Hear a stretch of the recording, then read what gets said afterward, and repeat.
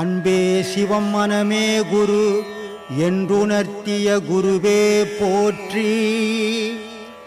சத்தும் சித்தும் எதுவென்று உணர்த்திய குருவே போற்றி.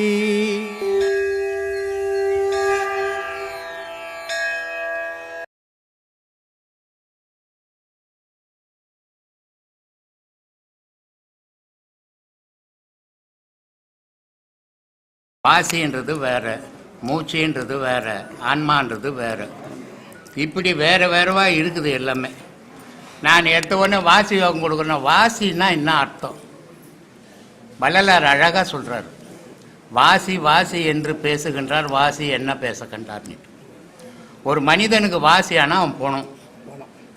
அப்போது அது ஒரு போனம் பார்த்துக்கணும், இது ஒரு போனம் இருந்துக்கணும். எதுக்கு எத்த சொல்லும்? எப்படி சொல்லி கொடுக்குறது? சொல்லாது. அப்போ சொல்லாத எப்படி வாசி உபதேசம் கொடுக்க முடியும்? நான் 20 வருஷமாக பண்ணிருக்கேன். அட 40 வருஷமாக பண்ணுங்க. இது எப்படி? ஏதாவது ஒரு வழி இருக்குது. இப்போ நான் மூச்சுன்னுக்கிறேன், மூச்சோடு இருக்கிறேன், நீங்கள் மூச்சோடு இருக்கிறீங்க, உபதேசம் வாங்குறீங்க. எப்பா இப்படி இப்படி பண்ணணும், இப்படி இப்படி செய்யணும் அப்படின்னு சொல்லி கொடுக்குறேன். நான் போன மாதிரி பார்த்துன்னு உங்களுக்கு எப்படி சொல்லி கொடுக்குறது? வாசின்றது போகணும். இந்த வாசி யோகம்ன்றது கொடுக்க முடியாத விஷயம். வாசி யோகம்ன்றது மனிதன் மூச்சு வந்து வாசியாக மாறணும். மூச்சு யோகம் செய்துக்கின்னு இருந்து இந்த மூச்சு வாசினா கழுத்து கீழே ஏக்கமே இல்லை. கழுத்து கீழே ஏக்கம் இல்லாத தான் வாசி. கழுத்து கீழே ஏக்கம் இருந்தால் மூச்சு. அப்போ கழுத்து கீழே ஏக்கம் இல்லாததை நான் எப்படி பேசுவேன், எப்படி சொல்லி கொடுப்பேன்? அதனால் கடவுள் வழிபாட்டை இப்படிலாம் ஏமாற்றக்கூடாது. மூச்சு பயிற்சி கொடுக்காம ஒருத்தனை குழந்தை இல்லாமல் மனுஷன் வர முடியாது. பெரிய மனுஷன் ஒரு குழந்தை இல்லாத பெரிய மனுஷனை வர முடியுமா ஒருத்தன்? வாசின்றது பெரிய மனுஷன் மாதிரி, மூச்சுன்றது குழந்தை மாதிரி.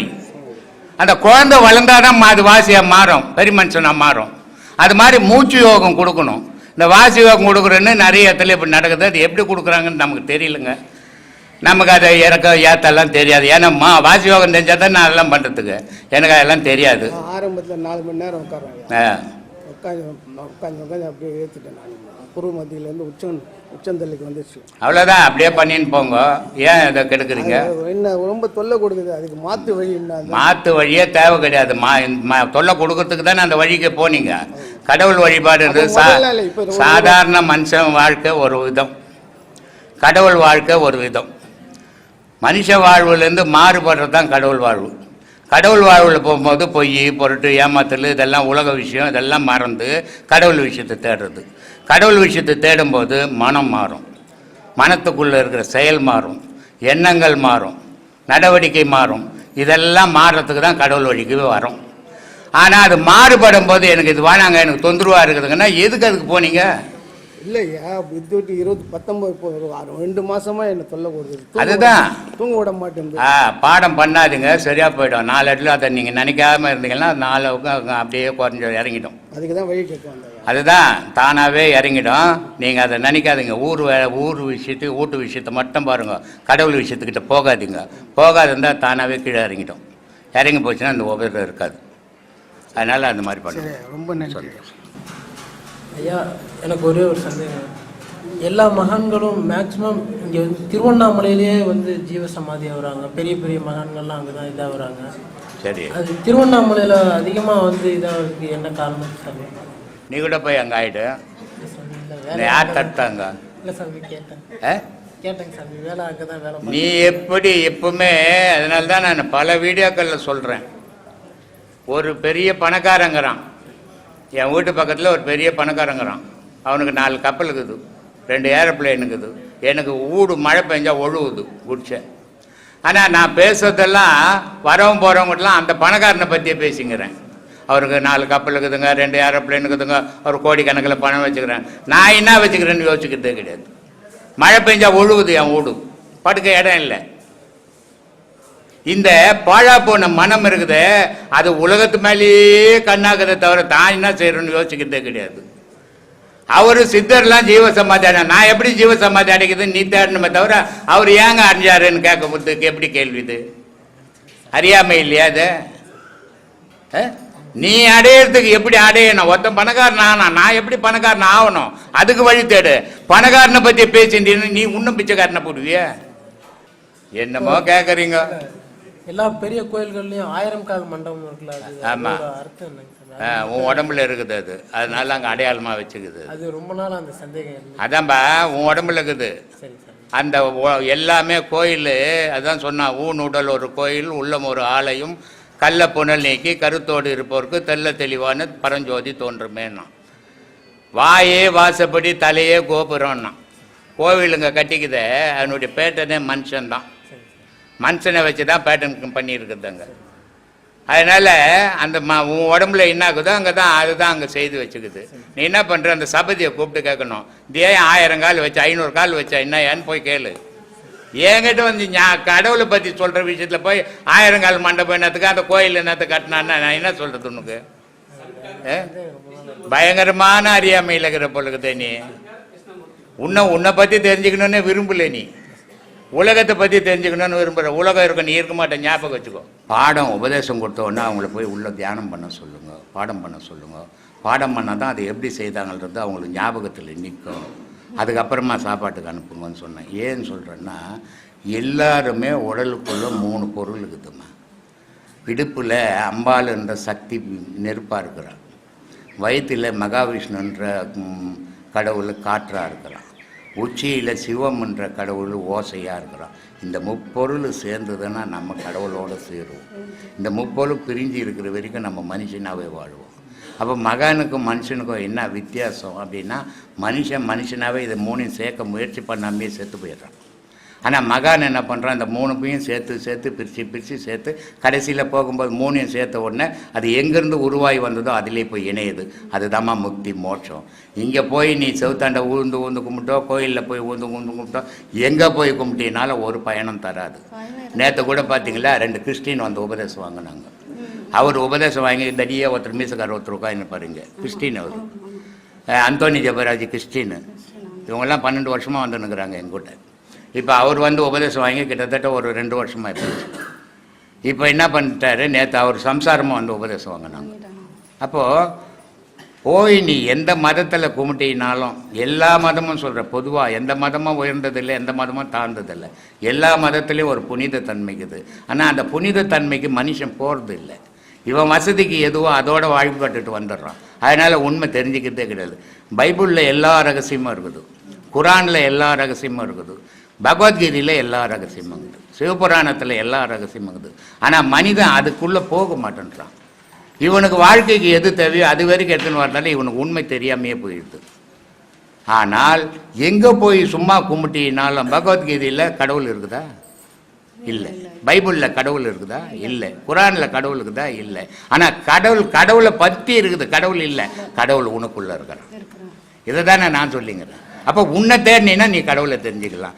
புக்கை தேடியோ கோயில் குளத்தை தேடியோ கடவுளை தெரிஞ்சிக்க முடியாது. உன்னை தேடுங்க, உங்களை தேடுங்கன்னு சொல்கிறது அதுக்கு தானே. இந்த பாடங்களை யார் ஒருத்தருக்குமே சொல்கிறோமா? நான் எந்த கோயிலுக்கும் போவாதே, எந்த சர்ச்சுக்கும் போவாதே, எந்த மசூதிக்கும் போவாதே நான் இது வரைக்கும் சொன்னதே கிடையாது, சொல்லவும் மாட்டேன். ஏன்னு சொன்னால், நான் எதை போவாதன்னு தடுக்கிறனோ அதில் மனுஷன் ஈடுபடுவான். அதனால் நான் எதையுமே தடுக்கிறது கிடையாது. ஆனால் இந்த பாடத்தை சீராக பண்ணனா எந்த கோயிலுக்கும் எந்த மசூதிக்கும் எந்த சர்ச்சுக்கும் போக மனசு வராது, எந்த கோயிலுக்கும் போக மாட்டாங்க. ஏன்னா உண்மை விளங்காத வரைக்கும் ஊராக சுற்றணும். உண்மை விளங்கட்ட உடனே தனக்குள்ளவே கடவுளை தேடணும்.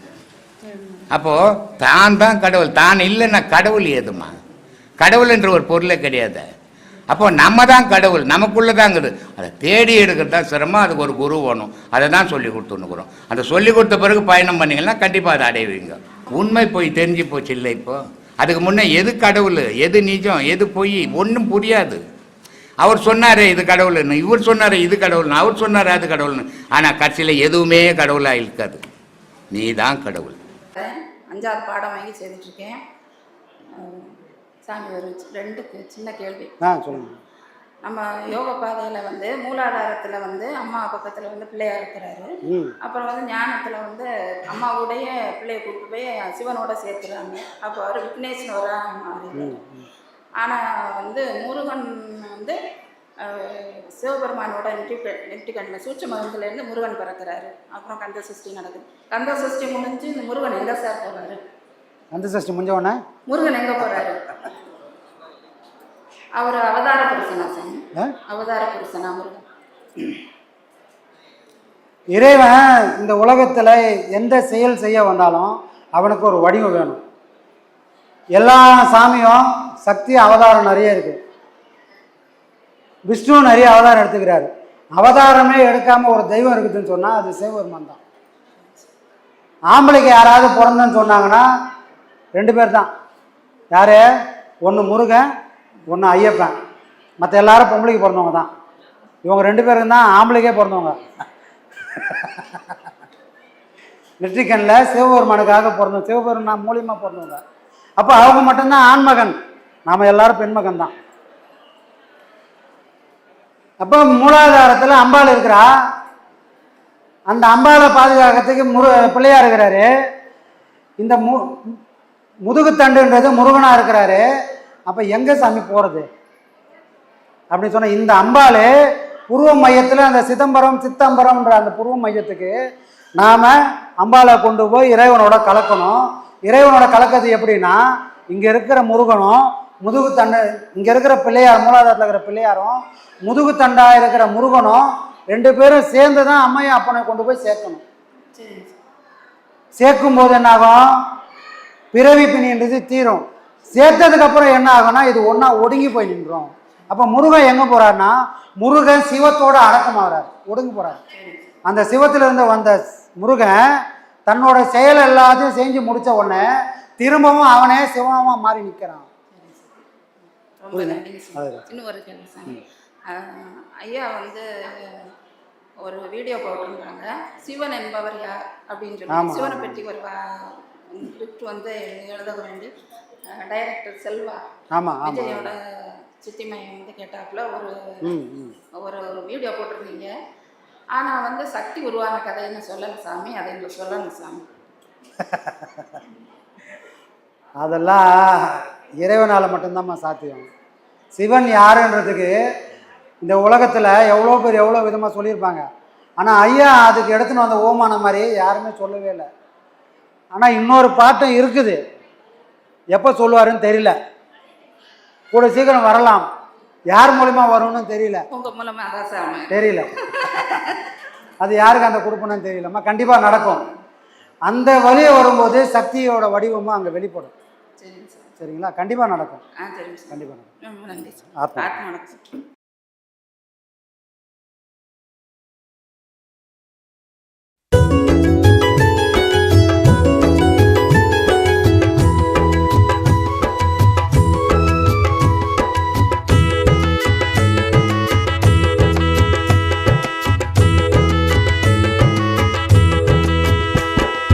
நல்ல காலம் பொறந்துடுச்சு நமக்கு, நல்ல காலம் பொறந்துடுச்சு நமக்கு. பிரம்மஸ்ரீயாம் நித்யானந்த பெருமானின் ஆசியாலே, பிரம்மஸ்ரீயாம் நித்யானந்த பெருமானின் ஆசியாலே நல்ல காலம் பொறந்துடுச்சு நமக்கு, நல்ல காலம் பொறந்துடுச்சு நமக்கு.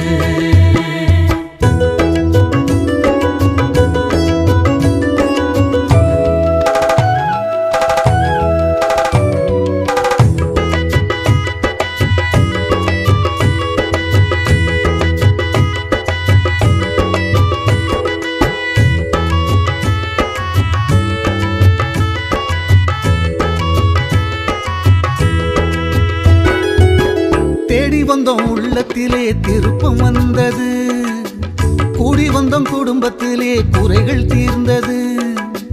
தேடி வந்தோம் உள்ளத்திலே திருப்பம் வந்தது, கூடி வந்தோம் குடும்பத்திலே குறைகள் தீர்ந்தது. நாடி வந்தோம் சாமியினை நன்மைகளும் வந்தது, நாடி வந்தோம் சாமியினை நன்மைகளும் வந்தது. கோடி காலம் தவம் இருந்த பலனும் கிடைத்தது, கோடி காலம் தவம் இருந்த பலனும் கிடைத்தது.